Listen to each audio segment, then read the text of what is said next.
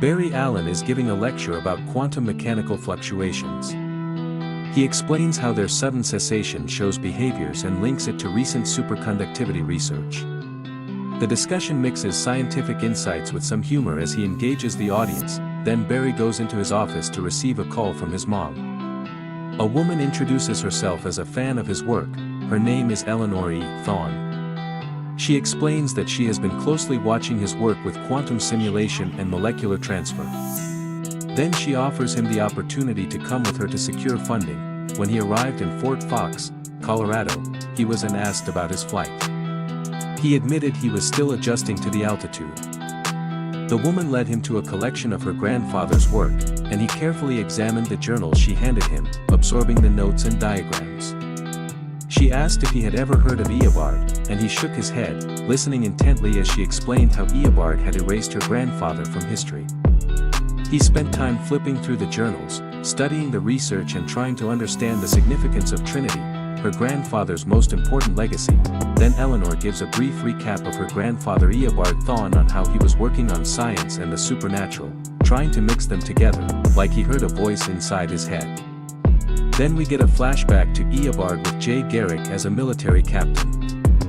Thawne then shows Garrick the Blue Trinity and the experiment he has been doing.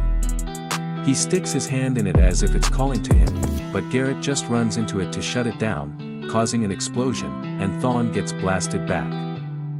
Then we cut back to Flash and Eleanor discussing whether it's even possible to continue what Thawne was doing.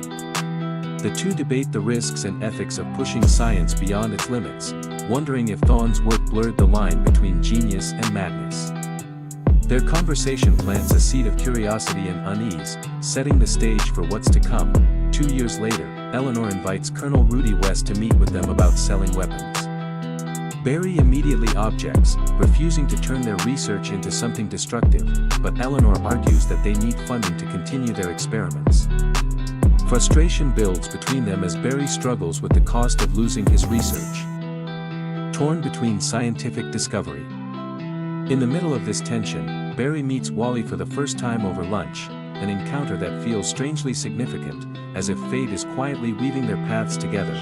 Afterward, Barry and Eleanor return to the lab, determined to finish what they started. They send 3 test subjects through a portal to another dimension, where the readings show an alien spaceship beyond comprehension. The moment shakes them both, but before they can react, Barry begins hearing a mysterious voice echoing inside his head. As confusion takes over, a figure appears before him.